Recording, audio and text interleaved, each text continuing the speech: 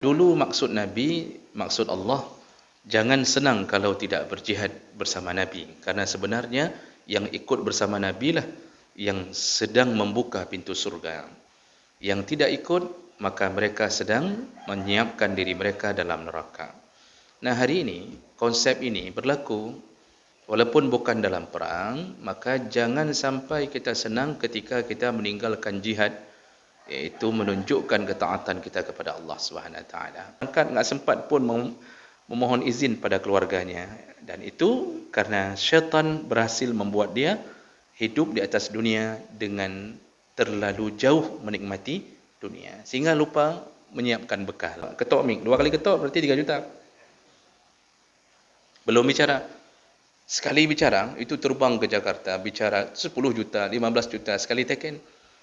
Itu ditanggung ongkos transportasi, ditanggung ongkos akomodasi, kemudian belum lagi SPPD-nya dari ini ada, dari itu ada. Subhanallah, hidup, Masya Allah, bergelimang harta. Tapi, Assalamualaikum warahmatullahi wabarakatuh. Anda rindu mendengarkan kajian-kajian dari ustadz-ustadz kita dari Aceh? Kunjungi channel YouTube Maulizul Akbar NAD.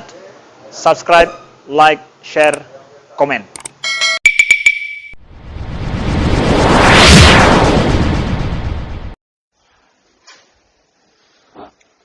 Bismillahirrahmanirrahim. Assalamualaikum warahmatullahi wabarakatuh. Innal hamdalillah nasta'inuhu wa nastaghfiruh wa na'udzu bihi min shururi anfusina wa min sayyiati a'malina. Man yahdihillahu fala mudilla lahu wa man yudlil fala hadiya lahu.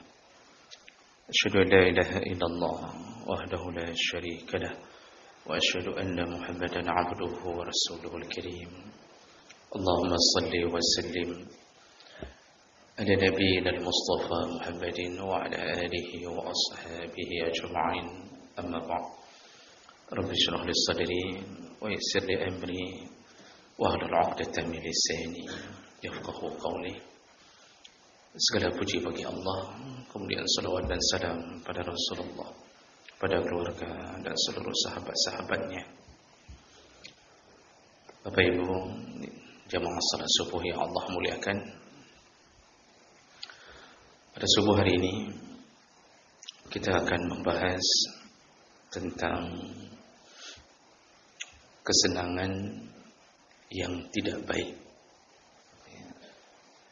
Ada 6 kesenangan yang tidak baik dan dilarang oleh Allah Subhanahu wa taala. Pada dasarnya semua kita punya satu sisi yang sama, yaitu sama-sama mengharapkan kesenangan. Namun kesenangan yang abadi dan yang disuruh impi-impikan oleh Allah adalah kesenangan di akhirat. Wal akhiratu khairu wa abqa. Akhirat itu lebih kekal, lebih baik, lebih kekal. Dan Allah berulang-ulang mengatakan, itulah ni'mah uqbad dar, itulah rumah yang paling senang, yaitu surga adalah rumah yang paling menyenangkan. Nah, ketika kita belum masuk ke tempat itu, maka senang di atas dunia itu ada perkara-perkara yang kita memang tidak bisa menghindari. Memang kita akan timbul rasa senang. Namun ada 6 tempat yang kita dilarang untuk membuat semangat senang itu berlebihan. Jadi jangan sampai senang pada 6 perkara ini. Apa saja dia? Yang pertama kita bahas di subuh hari ini 3, insyaallah nanti malam kita sambung 3 yang lain. Yang pertama itu senang ketika meninggalkan jihad di jalan Allah Subhanahu wa taala. Jadi dilarang orang-orang yang meninggalkan jihad kalau sempat senang karena merasa diri aman, tidak perlu mengorbankan darah dan nyawa duduk santai, tidak ikut berjihad, lalu merasa aman dan merasa senang, ini adalah pekerjaan yang dibenci, dilaknat oleh Allah Subhanahu wa taala. Dan ini Allah sebutkan dalam surat At-Taubah ayat 81, Allah menyatakan farihal mutakhallafun bimaq'adihim khilaf Rasulillah. Jadi telah senanglah orang-orang yang mengingkari Rasulullah dengan tidak ikut berjihad bersama Nabi sallallahu alaihi wasallam. Jadi ini salah satu laknat diturunkan pada kisah itu perang Tabuk, ketika 3 orang dari sahabat Nabi meninggalkan jihad dengan alasan kebun mereka hampir panen dan mereka khawatir kalau mereka ikut berjihad maka tidak bisa memanen kebun mereka. Jadi akhirnya mereka tinggal di Madinah, tidak ikut berjihad. Pulang dari jihad, dari perang Tabuk, Nabi SAW langsung mengatakan ke seluruh sahabat, berdasarkan perintah Allah, jangan bicara dengan mereka, jangan sahut salam mereka. Jadi sekitar hampir 2 bulan, Nabi membiarkan mereka seperti bukan saudara sesama Muslim. Jadi salam saja tidak disahut oleh Nabi. Mereka berusaha untuk mendekati sahabat-sahabat yang lain. Abu Bakar juga tidak mau menyahut salam mereka, tidak mau bicara dengan mereka. Dan ini dijelaskan dalam keadaan Nabi marah sekali ketika mereka meninggalkan jihad kepada Allah Subhanahu wa taala.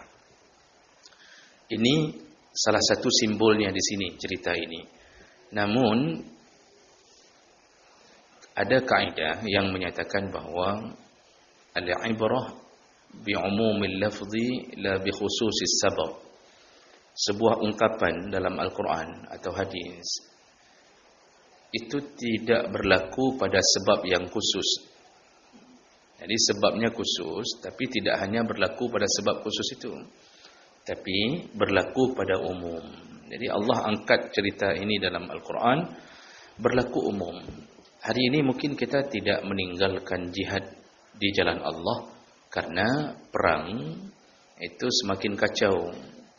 Hari ini Pak tidak bisa kita menyatakan diri perang dalam jihad karena tidak jelas siapa yang kita perangi, tidak tahu mana kawan, mana lawan. Sebuah konflik yang terjadi di satu daerah, bertemu sesama mukmin dengan mukmin, itu tidak bisa disebut jihad. Malah itu bisa dua-duanya jatuh ke dalam dosa. Jadi jihad itu ya sebenarnya fi sabilillah, melawan orang-orang yang meruntuhkan agama. Kalau kita kan tidak. Kita jihad, kita hari ini mengaku jihad, mengaku syahid, tapi yang kita bela adalah harta. Jadi carinya harta, jadi perjuangannya politik demi mendapatkan kedudukan, jabatan. Lalu ketika mati kita katakan bahwa syahid. Sedangkan Nabi mengatakan tidak ada syahid dalam urusan selain daripada perang fi sabilillah. Nah, jadi perang ini sekarang semakin tidak ketahuan mana posisi perang yang bisa disebut jihad. Oh, ISIS misal, kelompok ISIS. Ini kan benar-benar kelompok para munafikin. Jadi bukan hanya melakukan pekerjaan-pekerjaan yang dilarang agama sampai memperbudak perempuan. Ya, artinya ada yang diperkosa, yang dijadikan sebagai simpanan di kem-kem mereka, lalu mereka membunuh sesama mukmin. Nah, bahkan ada indikasi mereka ini memang peliharaan Amerika. Allah alam, tapi melihat tindak tanduk tidak mirip dengan orang Islam yang sebenarnya. Jadi jemaah melakukan Allah, dulu maksud Nabi, maksud Allah, jangan senang kalau tidak berjihad bersama Nabi, karena sebenarnya yang ikut bersama Nabi lah yang sedang membuka pintu surga. Yang tidak ikut, maka mereka sedang menyiapkan diri mereka dalam neraka. Nah, hari ini konsep ini berlaku Walaupun bukan dalam perang, maka jangan sampai kita senang ketika kita meninggalkan jihad, yaitu menunjukkan ketaatan kita kepada Allah Subhanahu wa taala. Puasa ini jihad. Puasa ini jihad. Karena dia mengorbankan jiwa. Dan jihad yang lebih besar lagi adalah haji. Karena mengorbankan jiwa dan harta, sekaligus mengorbankan badan, bahkan keluarga. Jihad puasa, bagi mereka yang tidak puasa, lalu mereka merasa senang hatinya, merasa senang bahwa lihat orang-orang lain puasa, kita bisa duduk di balik warung-warung, lalu kita makan di siang hari, dan merasa bahwa yang berpuasa itu adalah orang-orang bodoh. Ngapain mereka melakukan itu? Ya jadi mereka senang ini. Dan ada juga yang senang meninggalkan tarawih. Di saat kita melaksanakan tarawih, jatuh bangun, ada yang jatuh tidak bangun-bangun. Jadi ini kan kaki kita itu sudah tidak sanggup sebenarnya. Lutut kita sudah bergetar. Kadang-kadang imam baca agak panjang sedikit, rasa-rasanya kita ingin lempar dengan sandal imam itu. Rasa-rasanya apa? Tapi karena iman kita, kita tidak lakukan. Kita terus mengikuti imam. Terus saja, sedikit-sedikit.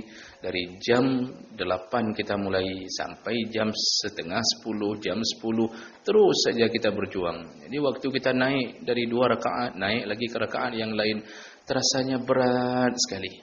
Terasa berat. Ya. Ini jihad. Kalau bukan karena iman, mana mau kita lakukan ini. Siang bertahan diri, tidak makan dan minum. Malam setelah Isya langsung bangkit kembali menegakkan urusan-urusan yang diperintahkan Allah. Ini jihad. Dan di luar sana, ada yang duduk di kedai kopi. Di luar sana ada yang duduk di kopi. Itu duduk dari semenjak bukber, semenjak makan bareng itu, dari maghrib pun duduk. Sampai kita selesai tarawih mereka masih duduk. Maghrib tak salat, Isya tak ada. Jadi hidupnya ya begitu saja. Lalu mereka bersenang-senang, ya, ketawa bersama, sama-sama alumni itu. Kadang-kadang sama-sama alumni, ada yang sama satu-satu tempat pekerjaan. Ya. Jadi berkumpul-kumpul, X perusahaan fulan misal. Kumpul, bukber, sebuah tempat. Itu maghrib enggak ada, Isya enggak ada, tarawih-tarawih mereka tinggalkan. Lalu kim, rame-rame kim. Ini pekerjaan seperti ini termasuklah bersenang-senang meninggalkan jihad. Padahal Allah sudah bilang, afahasibtum an tadkhulul jannah. Apakah engkau mengira begitu mudahnya masuk surga, kata Allah. Apakah engkau kira masuk surga begitu mudah? Walamma ya'lamillahu allazina jahadu minkum wa ya'lamas sabirin. Sedangkan Allah belum menguji siapa di antara kalian yang paling kuat sabarnya dan yang paling kuat jihadnya, kata Allah. Jadi masuk surga itu bukan hanya dengan duduk di depan rumah, lalu ambil pisau satu, congkel-congkel pot bunga, lalu keluarkan semua tahi lembu dari pot bunga, lalu bunga dipindahkan ke pot lain. Jadi congkel sampai habis, Pak. Udah berserak semuanya, masukkan lagi nanti sore semua tanah ke pot bunga, tanam lagi bunga, siram-siram. Lalu malam nonton sinetron Korea sampai 50 jilid. Lalu kemudian tidur sambil baca majalah, buka HP, update status, kemudian kirim WA. Lalu mengucapkan kalimat, Alhamdulillah aku masih sehat, ya Allah, semoga engkau masukkan surga. Masuk surga, apa aja masuk surganya. Ya. Jadi jemaah hendaklah Allah Subhanahu wa taala mengira hidup ini hanya datang senang-senang makan minum, pesan ini pesan itu, lalu mati tersedak, terminum selangnya, termakan mati, lalu masuk surga setelah minum jus. Oh tidak. Tidak begitu kata Allah. Jangan engkau kira begitu mudahnya engkau masuk surga.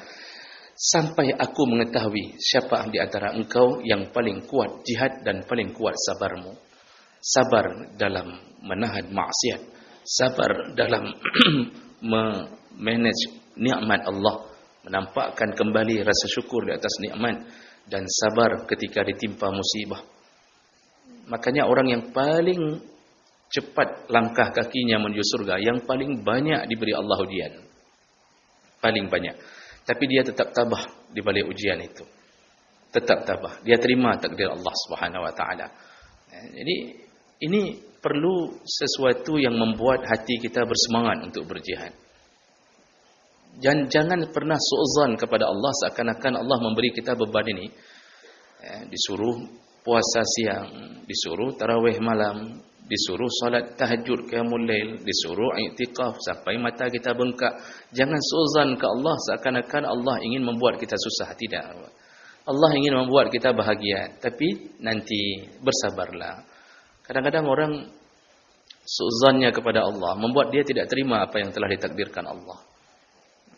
Makanya mungkin saya pernah cerita di tempat-tempat yang lain bahwa ada seorang ayah yang punya 3 orang anak gadis tinggal di kampung, ya, kemudian kerjanya di sawah, kulit hitam, legam, melepuh. Anak-anak gadisnya ikut bantu di sawah, menanam padi, panen. Jadi udah enggak mirip lagi anak gadis.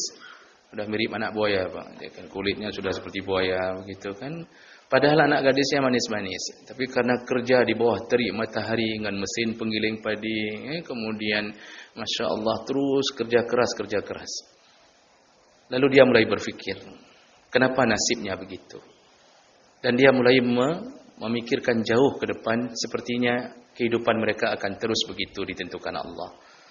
Lalu dia berfikir bahwa ini anak gadisnya nanti juga yang akan menjadi menantunya, yang melamar anak gadisnya, nanti orang sawah juga. Ya, orang sawah maksudnya bukan orang-orangan sawah, karena yang tudung lam-belang ya. Orang yang kerja di sawah juga nanti penghasilannya begitu lagi, tidak akan berubah dan segala macam. Terus dia bersu'zan kepada Allah Subhanahu wa taala. Hampir saban hari dia mengatakan bagaimana nasib kita nak, nanti kamu bagaimana nak, kamu juga akan begini lagi, kita akan miskin lagi dan seterusnya. Dan pada suatu hari anak gadisnya yang tertua tiba-tiba kecelakaan, ditabrak orang. Makin bersedihlah dia dan makin bersu'zanlah dia kepada Allah. Sudah miskin, ditabrak orang lagi. Ya, bagaimana ini keadaan kami, macam model. Akhirnya anak gadisnya dirawat. Dia semamanya tidak mampu dirawat karena berat. Dibawa ke Banda Aceh. Rupanya di Banda Aceh dirawat oleh seorang dokter yang masih muda dan jomblo. Masih muda dan hanya kawin. Kalau dirawat sama dokter duda kan agak bahaya sedikit. Ini masih muda, bukan duda. Jadi dirawat dan ternyata dokter ini rupanya kepincut, Pak. Jatuh cinta pada pasiennya yang dirawat ini. Jadi mungkin karena keakraban sudah lama dirawat segala macam, akhirnya jatuh cinta. Dan ujung cerita dilamarlah anak gadis ini oleh dokter muda ini. Ketika dilamar, Masya Allah, senangnya orang tua ini. Akhirnya buat akad, buat walimah. Di acara hari walimah itulah orang tuanya, karena senang sekali ternyata tidak seperti yang dia sangka. Mendapatkan menantu ternyata seorang dokter. Dan itu di luar prediksi dia. Di hari walimah itu dia berteriak, Ya Allah, tabrakkan lagi 2 orang lagi, Ya Allah. Begitulah permintaannya kepada Allah. Ya Allah, nepupa, 2 rotuk nepupa dia mendung ke dia, Ya Allah. Itu makanya kita kalau tidak terima takdir Allah, kita tidak tahu Allah sedang rencanakan apa. Karena kita punya 1 senti dalam hati kita yang berburuk sangka pada Allah Subhanahu wa taala. Orang yang terima, ujungnya tetap manis, Pak. Walaupun sakit tidak kunjung sembuh. Ketika mati, dia tidak bisa mengatakan kepada kita yang masih hidup. Ketika mati dalam keadaan sakit yang tidak kunjung sembuh, maka ketika malaikat membawa gambaran surga padanya, disitulah dia berterima kasih kepada sakitnya yang telah diberikan Allah Subhanahu wa taala. Cuma dia tidak mampu lagi memberi kabar ke kita. Jadi kalau seandainya orang mati diizinkan memberi kabar, maka kita tidak mau menerima kabar mereka. Kita yang lari duluan. Jadi oleh karena itu, berjihadlah, jangan sampai senang dengan hanya duduk-duduk, minum-minum, tanpa ada perjuangan sedikit pun untuk menegakkan urusan agama. Ini jihad yang dibenci, ini senang yang dibenci Allah Subhanahu wa taala. Maka Allah benci sekali kepada orang-orang yang hanya terbang sana, terbang sini, ya. Terus-terusan wisata sana, wisata sini, pergi ke 3 negara, Thailand, Malaysia, Singapura, lalu balik lagi, pergi lagi ke 3 negara lain. Kerjanya cuma main saja. Tiap-tiap Sabtu Minggu ke Gunung Salak. Tiap-tiap Sabtu Minggu ke Gunung Salak. Begitu keadaan. Ini tidak disukai. oleh Allah Subhanahu wa taala. Jangan senang kecuali sesekali, tidak mengapa. Setelah kita lelah seperti hari raya Idul Fitri, setelah lelah kita lalu dipaksa bersenang-senang oleh Allah, bersenang-senanglah sampai haram makan dan minum. Haram makan minum, haram untuk puasa. Barang siapa yang berpuasa malah dosa. Itu Allah paksa. Allah ingin mengatakan, begitulah kelelahanmu, maka dibalaslah engkau dengan kesenangan di akhirat. Kalau hari raya cuma 2 hari kita bersenang-senang, atau paling banyak 5 hari. Setelah itu suruh masuk kantor lagi. Tapi kalau di akhirat, begitu masuk surga, tidak ada lagi kembali kepada dunia yang begitu menyulitkan hidup kita. Ini kesenangan pertama yang tidak disenangi oleh Allah Subhanahu wa taala. Baik, kemudian yang kedua kata Allah, ini semua berdasarkan kalimah-kalimah Allah. Memang di balik Al-Qur'an ini, kalau kita mau bertadabbur, kita merasa diri bahwa ternyata terlalu banyak nasihat Allah yang kita tidak ikuti. Padahal Allah sedang mengatakan sesuatu pada kita. Nah, makanya hati-hati, senang-senang dengan meninggalkan jihad. Yang kedua, yaitu berdasarkan surat Ar-Ra'd ayat 26, Allah Subhanahu wa taala melarang orang-orang yang senang di atas dunia dengan menikmati dunia. Allah larang orang-orang yang terlalu senang menikmati dunia. Allah katakan dalam surat Ar-Ra'd ayat 26 tersebut, wa farihu bil hayatid dunya. Di antara salah satu orang-orang yang tidak beruntung di akhirat adalah mereka yang bersenang-senang di dunia. Ya, wa farihu bil hayatid dunya. Apa ibu yang Allah muliakan? Nabi pernah menyatakan, la akhsha 'alaikumul faqra. Aku tidak takut kalau kalian diberi kefakiran, kata Nabi. Aku tidak takut. Indama akhsha, yang kutakutkan jatuh pada umatku adalah, yaitu ketika pintu-pintu dunia imbasatat, dibuka untukmu, kata Rasulullah. Nabi kalau urusan fakir, malah Nabi mengatakan fakir itulah jalan menuju ke akhirat yang bahagia. Orang miskin, orang fakir, kalau dia taat dalam kefakirannya, paling cepat masuk surga mereka. Dalam 2 hadis disebutkan, kalau dari golongan muhajirin yang fakir, karena rata-rata muhajirin sampai ke Madinah berubah jadi orang miskin.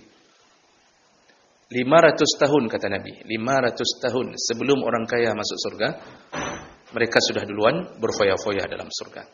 500 tahun. Bukan 50 tahun. 500 tahun, padahal mereka miskinnya cuma sekitar 30 tahun di dunia. Miskin cuma 30 tahun di dunia. Dibalas Allah 500 tahun sebelum orang kaya menikmati surga, mereka telah duluan berfoya-foya di dalam surga. Jadi hidup dalam keadaan diberi beban dan ujian oleh Allah. Kalau di luar kaum muhajirin yang miskin-miskin kayak kita hari ini, siapa yang miskin-miskin, maka dengan penderitaannya Allah berikan dia 40 tahun dalam hadis yang lain. 40 tahun lebih dahulu masuk surga dibandingkan dengan orang kaya yang masuk surga. Jadi sebaik-baiknya orang kaya, ahli sedekah, salat tahajud, lalu kemudian dia bersedekahnya luar biasa, seperti sedekahnya Utsman, Abdul Rahman bin Auf. Semuanya dijamin surga, masuk surga. Karena Islam tidak melarang kaya, tapi antri di belakang orang miskin. Makanya Abdul Rahman bin Auf, salah satu yang dijamin surga. Nabi pernah mengatakan, Abdul Rahman, engkau masuk surga, tapi engkau berada di barisan terakhir. Di antara sahabat engkau yang terakhir. Engkau masuk surga. Terkejut Abdul Rahman. Padahal dia orang 10 sahabat yang dijamin masuk surga. Tapi Nabi mengatakan, engkau yang terakhir di antrian para sahabat. Kenapa? Engkau telah dapat surga di dunia. Jadi makanya, kesenangan di dunia, hidup senang, makan senang, minum senang, rumah, Masya Allah, rumah besar apapun ada. Kulkas 4 pintu. Kadang-kadang tinggal niat saja sudah terbuka sendiri. Enggak perlu buka, niat saja terbuka sendiri. TV 100 inci, tekan remote, on, hidup, off, mati. Ya memang begitu caranya. Ini mungkin off udah, kan?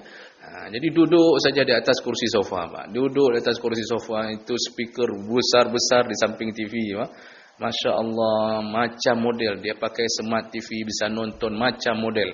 Bisa nonton. Hidupnya Masya Allah. Kalau mobil jangan ditanya. Mobil, semua mobilnya mobil mahal. Mobil mahal. Pokoknya kalau masuk dalam mobil seperti masuk dalam hotel. Itu AC-nya saja dingin sekali. Di rumahnya Masya Allah. Semua kesenangan. Lampu kristal di ruang tamu Pak. Baby raya Pak. Ya, pokoknya semua besar-besar Pak. Ya, semua TV-nya besar, kulkasnya besar, rumahnya besar, mobilnya besar, istrinya besar, semuanya besar-besar. Ya.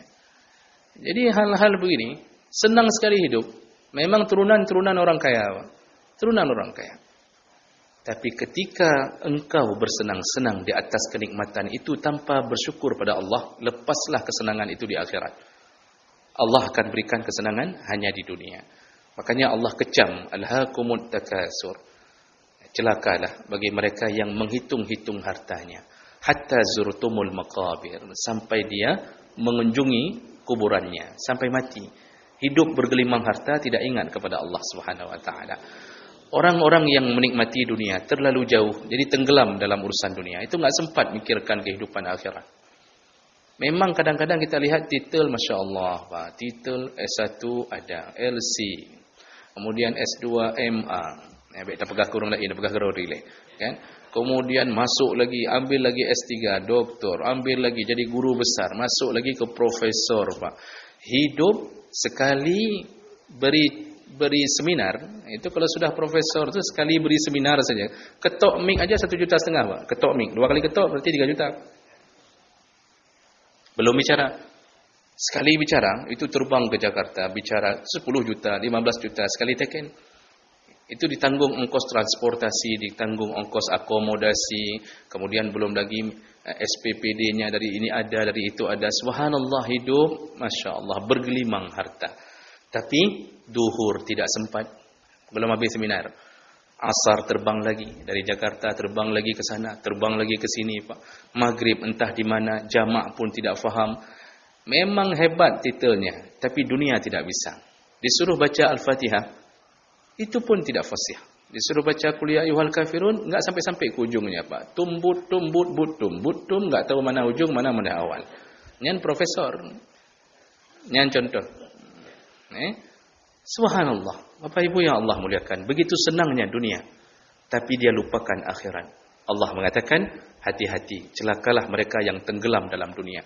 Karena dunia ini darul bala, kata Nabi. Dunia ini kan tempat ujian. Ini bukan tempat kita bersenang-senang. Maka Nabi mengatakan juga dalam hadis yang lain, engkau itu illa abiri sabil, seorang musafir yang berteduh di bawah pohon, kata Rasulullah. Kita ini musafir. Destinasi yang kita tuju kemana? Akhirat. Surga atau neraka. Sedangkan ini, itu sebatang pohon yang kita sedang ditransitkan sebentar. Cuma kita tidak paham. Jadi seperti pesawat transit, itu duduk, lalu kita akan menunggu keberangkatan berikutnya. Makanya, dunia ini dilarang untuk difikirkan sebagai tempat akhir. Enggak dinamakan yaumul akhir. Setelah kematian baru dinamakan yaumul akhir. Dunia belum yaumul akhir. Itu hanya tempat transit. Orang transit. Mana ada orang transit yang buat rumah di tempat transit? Kita mau ke Medan. Lalu berhenti sebentar makan nasi di Pantun Labu atau makan nasi di Kuala Simpang. Adakah dalam waktu yang sedikit itu kita sempat memikirkan, ini kita buat rumah langsung nih sebelum berangkat. Kita buat rumah yang paling mewah. Inilah disinilah kebodohan kita ketika tidak memahami bahwa apapun yang kita lakukan di dunia ini, cuma ada dua kekurangan. Kalau bukan kita meninggalkan dia, maka dia yang meninggalkan kita. Jadi kalau bukan kita duluan yang meninggalkan rumah itu, maka ketika gempa, rumah itu meninggalkan kita. Tapi habis uang M untuk membangun itu.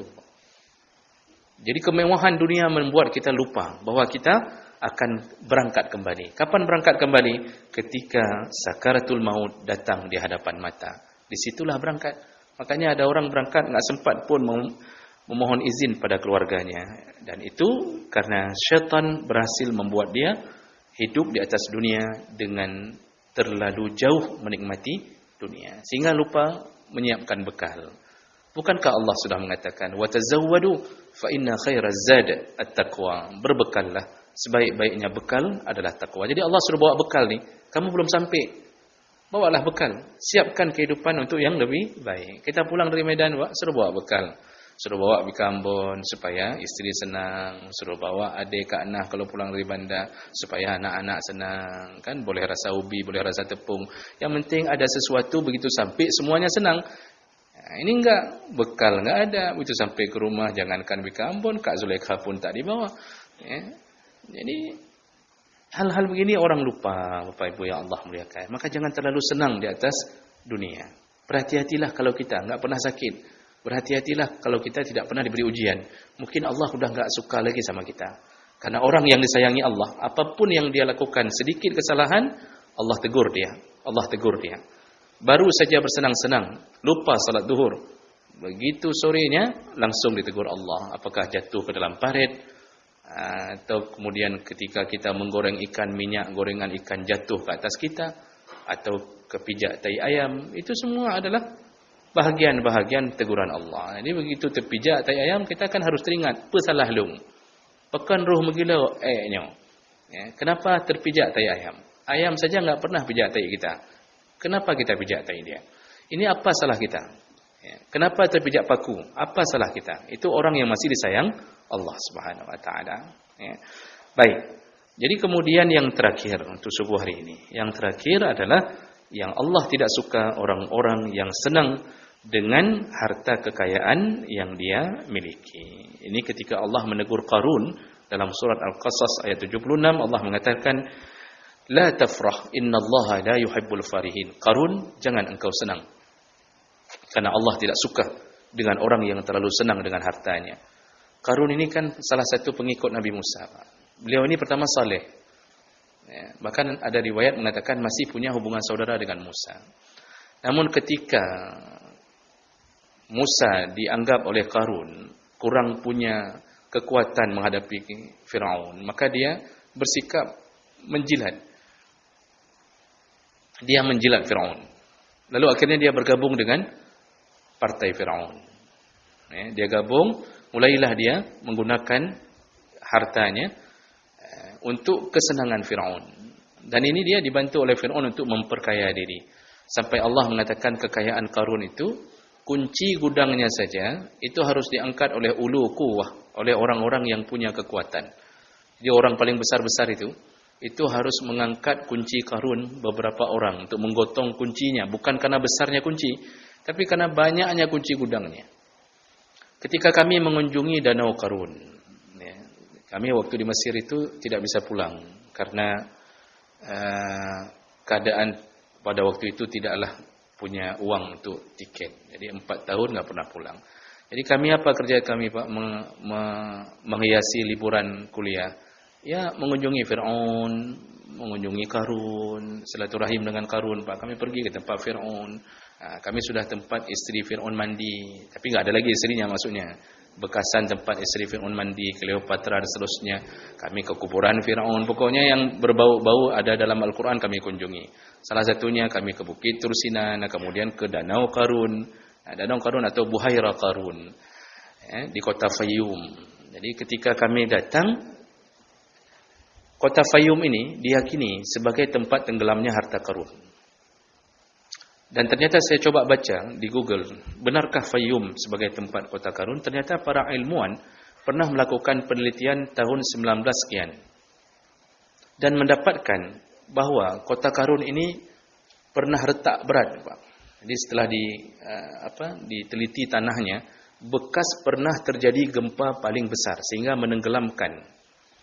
Jadi ada bekas retakan-retakan. Di situ para ilmuwan menyatakan kemungkinan besar sekali benar bahwa Fayyum adalah tempat duduknya Qarun. Tempat istananya Qarun. Tempat ditenggelamkannya harta Qarun. Lalu kami tanya kepada penduduk setempat, yang mana bahagian tempat yang diyakini duduknya istana Qarun? Mereka tunjuk, ternyata sekarang danau. Buhaira itu danau. Jadi sudah jadi danau. Sebesar danau Laut Tawar ada mungkin. Sebesar danau Laut Tawar. Disitulah tenggelamnya semua harta Qarun. Ketika gempa, ditenggelamkan dengan karun-karunnya ditenggelamkan.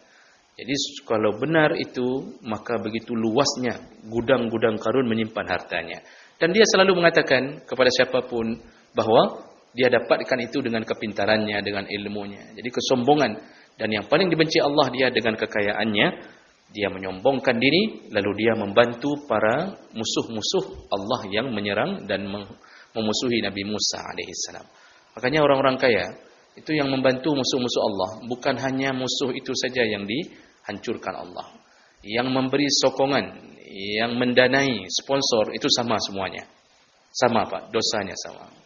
Jadi kalau kita punya rezeki, janganlah sampai jatuh ke dalam orang-orang yang menolong orang-orang ahli maksiat. Jadi hati-hati dengan terlalu bangga dan senang terhadap harta yang kita miliki. Jadi jangan bicara-bicara tentang harta kita kalau kita tidak membuat harta itu menjadi bahagian untuk mendukung agama. Jangan sombongkan harta kita, gaji kita di depan orang yang tidak bergaji. Jadi jangan bicara di depan honorer, gaji lung, ada sekitar alhamdulillah 10 juta, itu belum ditunjang sana, ditunjang sini, belum sertifikasi, belum ini, belum itu. THR saja 1 kali gaji. THR 1 kali gaji. Orang miskin jangankan THR 1 kali gaji. 1 sirup pun enggak ada yang kasih. Kita gaji 7 juta, dikasih THR tambah lagi 7 juta. Menghadapi hari raya saja sudah 14 juta, Pak. Di Urang Gasin Mesaboh peluk pohon pinang, jangankan pinangnya, peluk pohon pinang pun enggak dapat. Tidak dapat satu pun, subhanallah. Di mana semua orang kaya? Dan kita yang punya harta, hati-hati. Kita selama ini mengira bahwa ketika kita memberi kepada si miskin, kita mengira si miskin itu butuh ke kita. Kan begitu konsep pikiran kita. Lalu kita cerita ke orang, alhamdulillah, karena saya adalah, maka si miskin ini bisa makan. Kita mengira bahwa mereka butuh ke kita. Padahal, yang sebenarnya, kitalah yang butuh pada mereka. Kebutuhan kita kepada mereka lebih besar daripada kebutuhan mereka kepada kita. Untung ada si miskin. Kalau enggak, tertutup bagi orang kaya jalan masuk surga. Kalau seandainya tidak ada yang mau terima sedekah, tidak ada yang mau terima zakat, ya, tidak ada yang mau terima semua harta, semua kaya dibuat Allah, semua kaya. Apa yang terjadi Bapak Ibu? Kemana kita harta bawa? Mana jalan-jalan menuju surga? Enggak ada lagi. Karena di surga itu ada babus sedekah, yaitu yang dominan bersedekah selama hidupnya masuk melalui pintu itu. Enggak ada orang miskin, habislah hidup kita. Itu baru urusan enggak tahu kemana kita bawa harta untuk masuk surga. Belum lagi enggak ada yang kerjakan pekerjaan-pekerjaan. Enggak ada yang buat bangunan rumah kita, enggak ada yang bongkar jendela rumah untuk ganti, enggak ada yang buat WC, enggak ada yang gali septic tank, Pak, kalau enggak ada orang miskin. Orang kaya yatim. Mana yatim orang kaya masuk ke dalam septic tank kita, kemudian taruh bensin, congkelnya tai kita sikit-sikit. Tai dia saja, dia enggak mau cebok, disuruh cebok sama robotnya, Pak. Itu kalau kaya semuanya. Makanya bersyukurlah bahwa Allah seimbangkan hidup yang kaya masuk surga melalui si miskin. Si miskin terbantu dengan keadaan orang kaya. Maka jangan merasa bahwa untung ada saya, kamu bisa hidup. Tapi untung ada kamu, saya masih bisa hidup. Berterima kasihlah pada orang miskin. Mereka menderita demi masuk surganya kita. Allah buat takdir mereka menderita. Maka jemaah melakukan Allah SWT, jangan terlalu bersenang-senang di atas kekayaan kita. Sedekahkanlah. Mudah-mudahan Allah SWT mengumpulkan kita kembali di dalam surganya. Amin ya rabbal alamin. Dan insyaallah kita sambung 3 perkara yang lain di waktu tarawih nanti insyaallah. Nah, tarawih tentang apa? Baik. Kalau ada kita sambung nanti malam insyaallah. Ya, demikian subhanakallahumma bihamdik asyhadu an la ilaha illa anta astaghfiruka wa atubu ilaik. Wassalamualaikum warahmatullahi wabarakatuh.